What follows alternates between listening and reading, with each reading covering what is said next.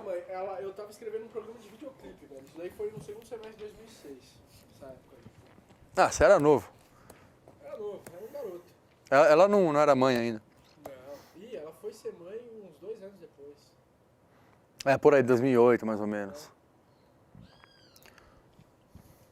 Eu fico virado pra câmera e falo pra você, assim? Você Meio de pra lado? mim e fala pra mim. Tá. A gente tá batendo um papo. Tá bom assim? Pode ficar largado mesmo, que eu não... Melhor não fica, velho. Hã? Melhor não fica. Porque eu não curto ficar arrumadinho, tá ligado? Melhor você não fica. Fica à vontade que... Só pior, né? Só pior. Se ele quiser. Primeira, como surgiu a ideia de... Eu posso te chamar de Marcão? Pode. Então beleza. Pode. Fica à vontade, velho. Vontade, finge que não tá filmando. Finge que tá filmando. Beleza. Finge que você me conhece faz tempo. Uhum. Como surgiu a ideia de cruzar a Transamazônica no período de chuvas? Então, Marcão, na verdade, eu já tinha cruzado a Transamazônica na seca com um amigo meu, Cadu, de Jeep, né? Que foi em julho de 2005, se não me engano. E aí eu falei, meu, e a gente sempre andou de moto, já faz uns 15 anos que eu ando de moto. Falei, puta, cara, vou cruzar a Transamazônica na época da chuva aqui, que é muito barro, e de moto. Isso sempre ficou parado ali em algum lugar. Aí, um ano e meio atrás, mais ou menos, eu e o Lucas, né, que é um cara do meu trabalho, a gente estava tomando café e ele sempre foi motoqueiro também, e falou, meu, vamos aí e tal. E foi a ideia de procurar uma aventura, um desafio grande aí para fazer, né, que já fazia tempo que a gente não tinha. E a gente decidiu e começou a planejar, né. Então a ideia surgiu mais ou menos disso, já tinha um embrião ali em algum lugar, mas aí a gente resolveu botar para funcionar mesmo um ano e meio atrás, mais ou menos, uns 2 anos por aí. E como que foi o planejamento dessa viagem? Meu planejamento foi complicado, meu. Porque é o seguinte, eu nunca fui um bom planejador, né? E a gente era em 5 pessoas no começo, né? Eu, Lucas, meu irmão, o Cadu e o Miguitia, são outros amigos nossos. Só que aí, pô, a gente começou a planejar com 1 ano e pouco de antecedência. Eu nunca tinha feito isso com tanta antecedência. Eu tinha férias no trabalho para programar, sabe? Eu tava sem férias próximas e tal, tinha que juntar grana, tinha que procurar apoio e tal. Então, por um lado foi bom, que a gente teve bastante tempo, a gente conseguiu revista, TV, conseguimos patrocínio de algumas marcas. E ao longo desse tempo todo a gente se encontrava uma vez por mês aqui em casa, colocava uns to-dos pro próximo mês, fomos fazendo esse planejamento. Aí foram desistindo, um desistia, pô, tava sem grana, outro não sei o que, trampo e tal, aí ficou só nós dois. A gente chegou e falou, pô, vamos aí, só a gente? Ah, vamos, então vamos. E aí foi só nós dois mesmo, mas o planejamento foi bem longo, foi 1 ano e meio assim planejando vários detalhes, preparação da moto, que tipo de moto, logística. Cara, foi bem complexo assim, mas deu tudo certo no final das contas, foi bom esse tempo grande de planejamento aí. Quais foram os itens mais importantes do planejamento? Foi. Eu vou fazer uma pausa para colocar o screen em caso do vento, tá? Tá. Qual que é a próxima pergunta aí, Marcão? Quais foram os aspectos mais como é que fala? Determinantes do planejamento? Se foi a logística, se foi a preparação das Um motos? negocinho lá.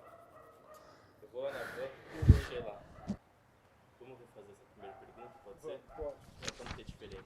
Primeiro a gente vai refazer, tá? Sem problema. Boa. Quando quiser. Como surgiu a ideia de cruzar a Transamazônica no período de chuvas?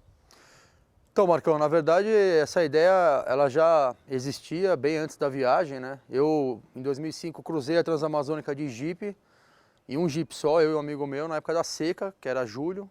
Então tava muita poeira, secão total, assim. E a gente sempre foi motoqueiro e falou, puta, meu, vamos cruzar isso aqui de moto um dia, cara. E meu irmão já tinha cruzado na época da chuva. Ele mostrou as fotos, a gente falou, nossa, é pra lá que a gente quer ir, né? Então isso ficou parado ali, daí a gente foi para os Estados Unidos, voltou, não sei o quê, passou uns anos. E aí um belo dia eu estava tomando um café com o Lucas, lá no meu trabalho, que a gente trabalha junto.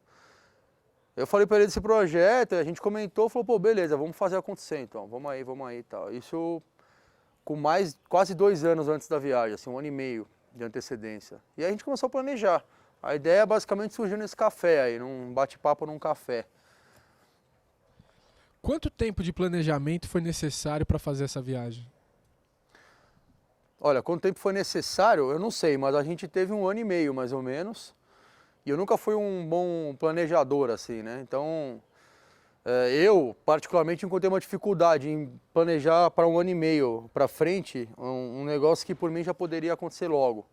Mas aí a gente tinha que, negócio da grana, juntar uma grana, férias no trabalho, tinha que programar para tirar. A gente estava em 5 pessoas, conciliar esses 5 não foi fácil também, tanto é que só foram 2, né? Então a gente teve esse período e aí, 1 ano e meio mais ou menos, aí cada mês a gente se encontrava aqui em casa e programavam os próximos to-dos, né? Todo mundo mexeu os contatos que tinha para conseguir apoio, patrocínio, o que a gente conseguiu. Pô, isso foi animal, assim, foi muito bom, cara, porque fez uma diferença, assim, na repercussão da viagem toda e tanto financeiramente também deram uma força pra gente, né? O que é muito difícil no Brasil.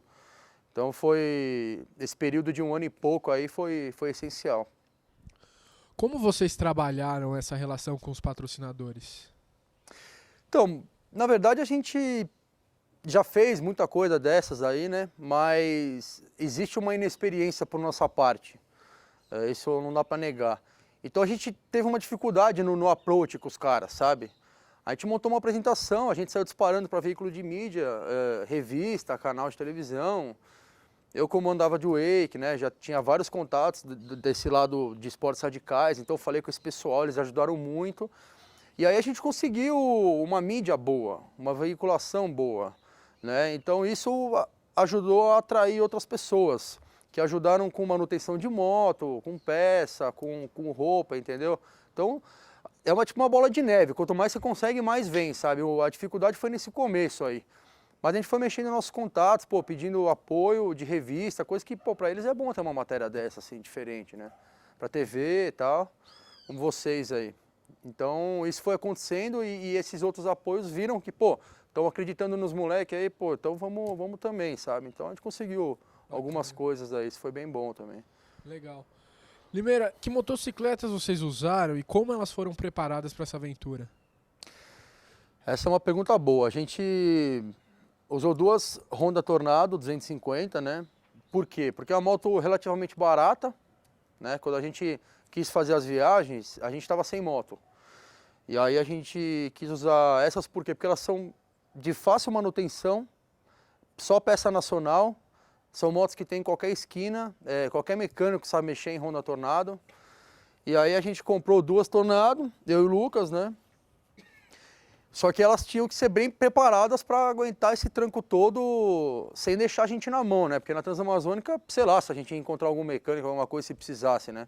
E a gente sabe pouco de mecânica, a gente sabe muito básico, assim, mas, por exemplo, se precisar abrir um motor assim, a gente não ia saber, né? E aí a gente conseguiu um apoio de um cara, pode falar nome aqui? Pode. Que é o Zebiloski, preparações e suspensões, que fica lá em Americana. Quer voltar? Vamos voltar. Pode falar nome? Pode falar, velho. Aí você corta depois se você quiser, tá bom. Fica à vontade. Pode falar. Tá. Limeira, que motocicletas vocês usaram e como elas foram preparadas para a aventura? Então, Marcão, a gente usou 2 Honda Tornado 250.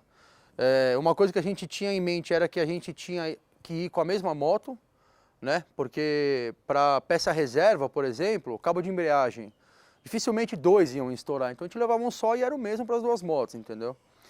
E a gente escolheu a Tornado porque é uma moto relativamente barata, e uma moto que aguenta e de fácil manutenção. Qualquer mecânico sabe mexer em Tornado.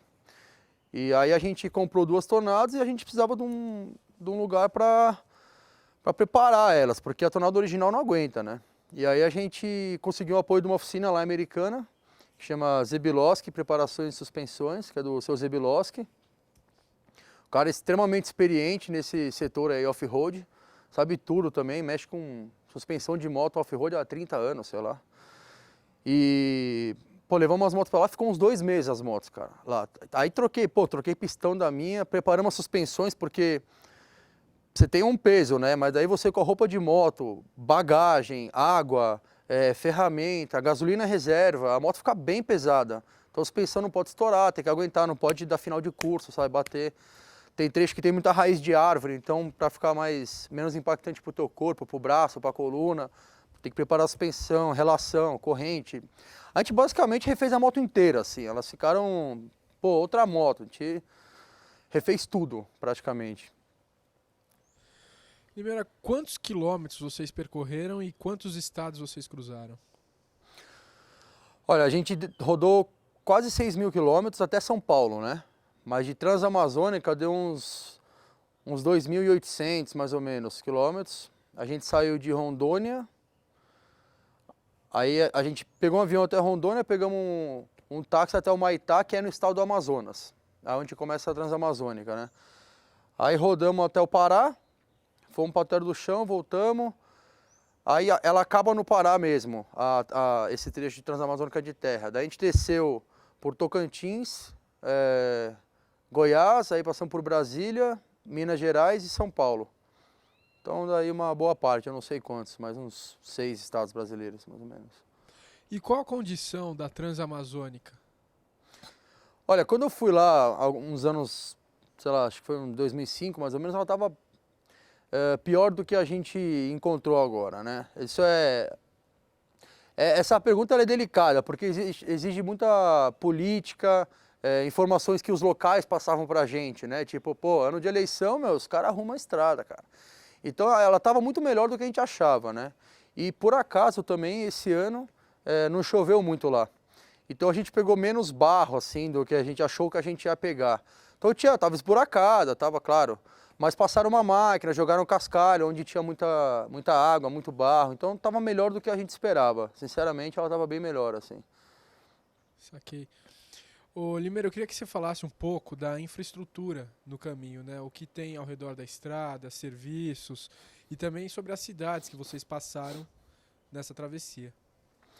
Então, a gente saiu de Humaitá, aí você pega uma balsa, atravessa um rio e ali começa a terra da Transamazônica, né?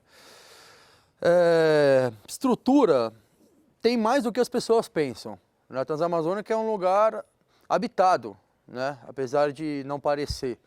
Então, por exemplo, quando você começa, a tua primeira parada vai ser depois de 180 quilômetros, que é um lugar que chama KM 180, tipo um vilarejo assim, né? Que não tem no mapa, não é um município, nada, mas existe. Então tem uma pousadinha, tem um borracheiro, tem um mecânicozinho, tem um restaurante para comer alguma coisa, tudo na beira da estrada, né? Mas tem. Nesses primeiros 180 não tem nada. Aí depois você vai de 180, roda mais uns 130 mais ou menos, você chega, não, mais, roda mais uns 200 e pouco, você chega em Apuí, que é um município. E daí tem uma prefeiturazinha, tem um negocinho melhor assim. Basicamente, a cada 400 quilômetros você tem uma cidade. Uma cidade com uma estrutura boa. Assim, que se você precisar arrumar a tua moto vai ter um mecânico, vai ter alguma coisinha ou outra tal. Dá para dormir legal. A gente não acampou nem um dia, por exemplo, né? Depois de Apuí você roda 400 sem nada, esse trecho é bastante crítico. Até Jacareacanga, que é uma cidade grande. Grande assim, sei lá, tem mais de 4 ruas assim, sabe? E tem mecânico e tal, a gente até teve um problema elétrico na moto do Lucas, o cara arrumou pra gente e tal. Jacareacanga pra frente, mais 400, esse é um trecho também bem difícil. Você dá em Itaituba, que é uma cidade grande, aí tem tudo que você precisar. Tanto é que a gente teve pneu furado, nesse trecho aí a gente teve que colocar numa D20 que passou lá minha moto, porque rasgou o pneu inteiro. A gente já tinha usado nossa câmera reserva, já tinha usado spray de espuma e nada conseguiu segurar. E aí lá em Itaituba tinha uma loja que eu pude comprar um pneu novo, entendeu?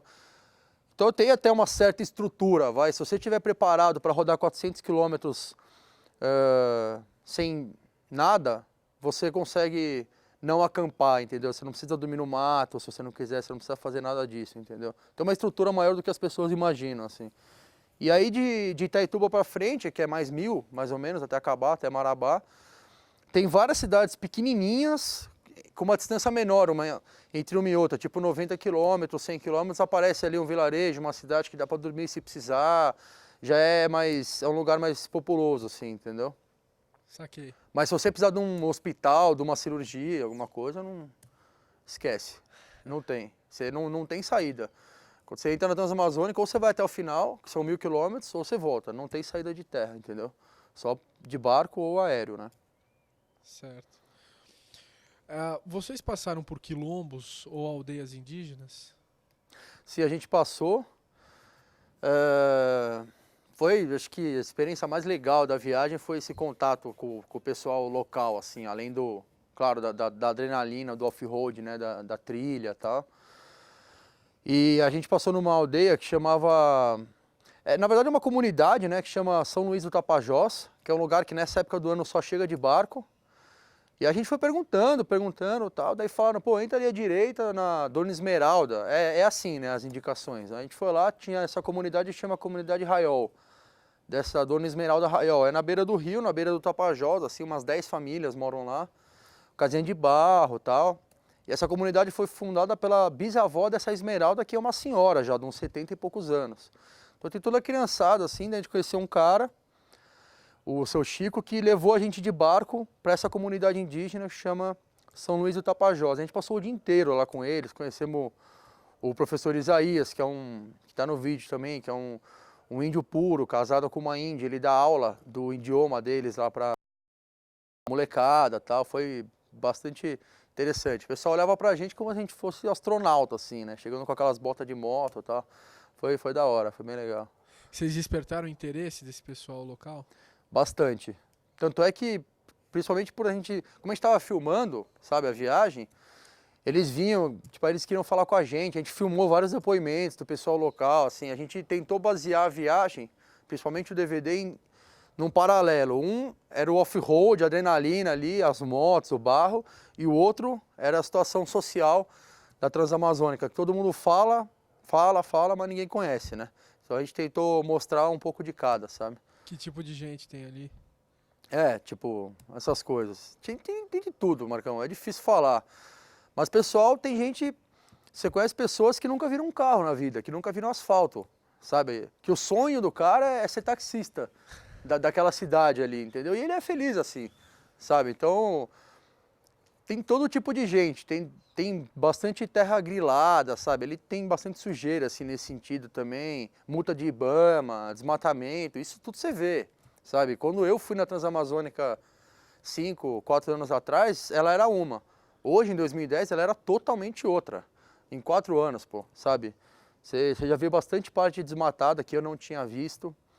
Então você tem esses caras que andam de L200 zero, e tem o cara lá que, pô, não tem nenhuma havaiana pra pôr no pé, sabe? E é garimpeiro, entendeu? Tem de tudo, assim. É uma terra meio que sem lei, assim, entendeu? Você não vê polícia, não vê ladrão. Então Certo. você não faz nada pra ninguém e ninguém vai fazer nada pra você, entendeu? Certo. Limeira, eu queria que você contasse das situações mais duras que vocês enfrentaram, seja de temperatura, de resistência, de perigo. Olha, a gente passou por algumas, mas isso é uma coisa que eu aprendi, assim, a importância da equipe numa hora dessas, né? Eu já tinha feito várias aventuras, você sabe, mas isso ficou muito claro na Transamazônica para mim, né? Primeiro, alguns meses antes da Transamazônica eu quebrei o braço, então eu não pude me preparar muito bem fisicamente, então a única coisa que eu podia fazer era correr, preparar um aeróbico e tal, você pensa, pô, andar de moto na Transamazônica, nem precisa muito, né, mas teve uma vez que eu achei que eu ia apagar, cara, que a gente tava em Alter do Chão, e aí a gente foi para Uruará por uma trilha, assim, de uns 150 quilômetros, né, pra você ter noção do estado do lugar, um pessoal de troller entrou lá, eram 6 trollers, 0. Eles entraram 8 da noite nessa trilha, saíram meio-dia para rodar 150 quilômetros. Era um negócio extremamente bizarro, assim. Aí a gente falou, meu, vamos por lá então, né? Porque, pô, até agora a estrada tava meio seca, tá? Vamos aproveitar que tá esse barro lá e vamos embora. Que é uma região muito irrigada e muito fechada, com mata fechada mesmo, então não seca, apesar do sol forte, não seca. E aí a gente andando nesse trecho, assim, como não ventava, e aquele sol da Amazônia ali, meio-dia, começou a dar um calor, meu, um cansaço extremo, assim. E aí, uma hora eu parei, deitei no chão, assim, meio tonto, totalmente, abri minha roupa, tal, tirei o capacete, aí eu achei que eu ia apagar, meu. E o coração a mil, assim, senti o coração, cabeça latejando. Aí o Lucas me pegou e falou, meu, vambora, que a gente tem que sair dessa, né? Porque a moto atolava, e para desatolar era muito esforço físico, cara. Com bota, com tudo, você fica uns 15 quilos mais pesado, mais ou menos. com a moto pesada e cria um vácuo assim no barro. Então ela não levanta por nada, com gasolina atrás, com mala. Foi muito, muito desgastante assim. Daí o Lucas me reanimou ali, tomei uma água e a gente estava preparado. A gente estava com barra de proteína, com carbogel, tinha amendoim salgado, tinha água, tinha soro. A gente estava bem preparado até. Só que eu achei que eu ia apagar nessa hora. Aí a gente começou a andar, eu estava com tudo aberto aqui para bater um vento, para melhorar um pouco. Aí depois de um trecho assim, eu lembro que eu olhei no odômetro, estava marcando 130 a quilometragem, né? Depois de uma meia hora estava 130. Você não anda, é um trecho muito pesado assim. Aí tinha uma usina de sei lá o que lá do lado, que a gente encontrou no meio do nada. A gente parou, tinha uma água lá, os caras ajudaram a gente meio que tomou um banho lá numa torneira deles, aí aliviou um pouco o físico. E a gente seguiu. O resto de dificuldade, porque assim, nessas viagens ou em qualquer situação extrema, se você está bem de saúde e se você tem como se manter, beleza, o resto você se vira, entendeu? Então o resto que a gente passou foi tipo, pô, pneu furado, sei lá o quê. Nosso pneu furou, faltava 310 quilômetros para a gente chegar no nosso destino. E tipo, a gente tinha saído e fazia 90. Então ou a gente rodava 90 ou 310 com o pneu furado, entendeu? O quadro das motos rachou, por causa de muito peso e vibração também. Mas tudo isso, você se vira se você está bem de saúde, entendeu? Então para mim o pior perrengue que a gente passou foi esse aí que eu quase desmaiei, que a gente estava fraco. E nesse dia, no dia anterior, o Lucas tinha comido um peixe estragado, meu. Então ele estava totalmente fraco, não parava nada na barriga dele. Ele estava tomando soro no Camelback, pra você ter uma noção. A gente levou soro em pó. Em vez de ele tomar água, ele tomava soro para se reidratar. E a gente no meio do mato, ali eram 150 quilômetros sem passar uma alma, sem passar um carro, uma pessoa, um nada, assim. A gente demorou 7 horas para cruzar esse trecho. Foi bem, bem pesado. Esse para mim foi a maior dificuldade. O resto a gente se tira. Se você tá bem de saúde, vai, entendeu? Certo. Limeira, eu queria te perguntar da dieta que vocês fizeram durante essa viagem. O que vocês comiam? O que vocês tinham à mão? Então, a gente se informou antes com triatletas, com pilotos, assim, sobre alimentação, né? Porque esse é um negócio que a gente não sabia se a gente ia ter ou não. Porque moto quebra, atola e tal. E aí? Não tem um restaurante, não tem nada para comer, né? Nesses vilarejos que eu comentei, tinha um restaurantezinho e tal, e sempre dava para comer bem e barato. Arroz, feijão, ovo, carne, ou frango, tal, farofa.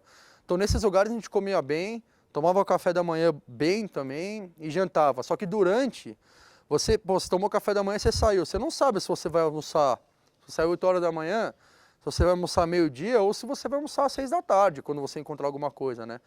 Então a gente levou com a gente, quando a gente se informou com esse pessoal, né?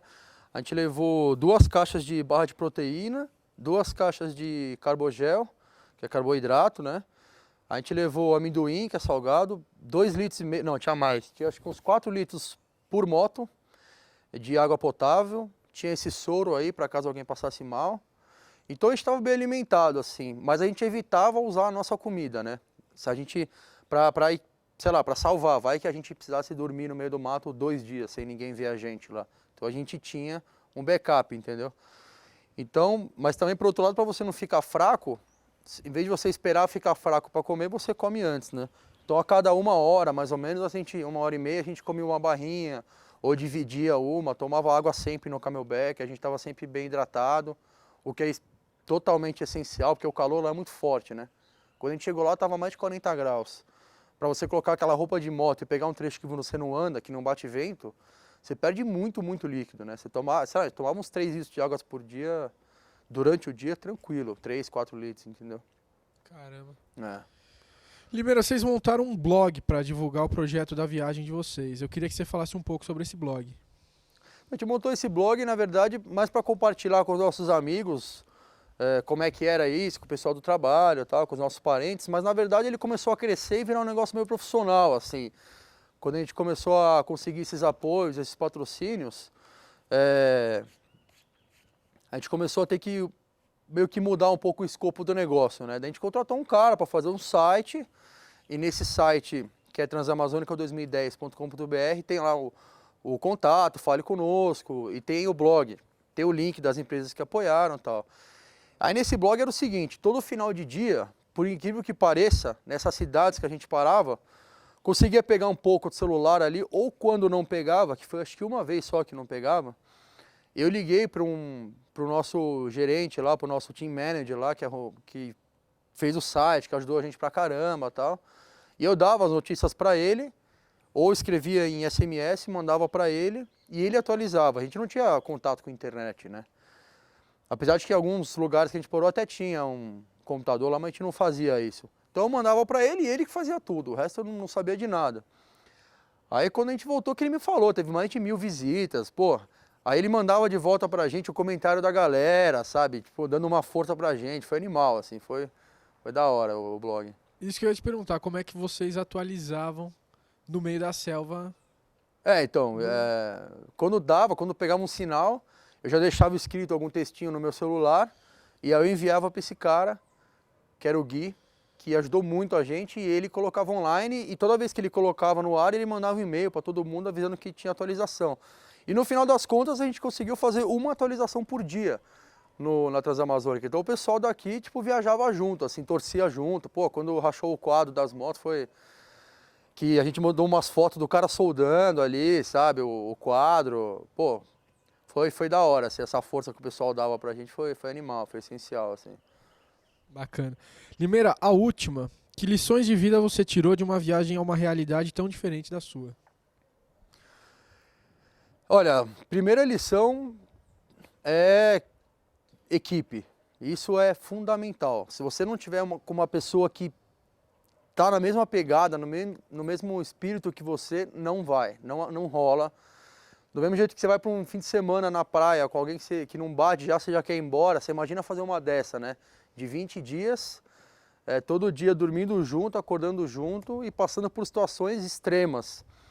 Tem gente que se desespera, né? Tem gente que desmaia, tem gente que fica louco, tem gente que não aguenta, tem gente que tudo. Então, a primeira lição é você montar uma equipe que esteja de acordo com aquilo que você vai fazer e quer fazer, entendeu? E isso foi muito bom. O Lucas é um cara que fez já vários enduro das montanhas, já correu de motocross, macaco velho aí nesse lance de aventura também. Então a gente tava sempre num bom humor, sabe? Furou o pneu no meio do nada. A gente ficava bem ali para resolver o problema, entendeu? Para focar e resolver, né? Porque se bate um desespero, você tá literalmente no meio do nada e não tem o que fazer, e aí, sabe? E teve até um episódio que quando furou o pneu, a gente colocou minha moto numa D20 e eu fui na D20 com o cara e o Lucas atrás, né? Aí depois de um tempo a gente trocou. Só que quando a gente trocou, eu fui embora na frente da D20, porque ia chover, ia anoitecer, e aí o carro vai mais rápido, né, depois. A gente ficou umas 6 horas perdido um do outro, mais ou menos. E eu, nessas 6 horas, anoiteceu, choveu, tudo. E assim, você tem que ter muito autocontrole para você não entrar em desespero, entendeu? Porque quando anoiteceu, cara, Marcão, se quebrasse a moto ou se eu caísse lá, eu ia ter que esperar horas alguém passar para me levantar, para me ajudar, para me socorrer, entendeu? E tava liso, tinha acabado de chover muito, aquele toró de fim de tarde, sabe? Então você tem que ter muito autocontrole também. Então você tem que, para você entrar numa dessa, você tem que achar e ter certeza que você tá com confiança e que você pode. Você tem que acreditar em você, entendeu? Se você não tiver convicto de você mesmo, cara, esquece, não vai. Então essa é uma outra também. Na verdade é um aprendizado constante, né? Mas acho que aí da tua confiança em si mesmo, acho que é o principal, assim. E de resto, tudo o que vem junto, né? O contato com o pessoal local, você conhecer um cara... Pô, a gente conheceu um cara lá que foi enviado pelo governo militar para comandar o time de abertura da Transamazônica, pô. O cara morou em 22 estados brasileiros. Então você conversa com um cara desse e você fala, na boa, eu tenho muito a aprender ainda, sabe? Então, cara, o aprendizado, no geral, é imenso, assim, é imensurável, sabe? Então isso foi bom também.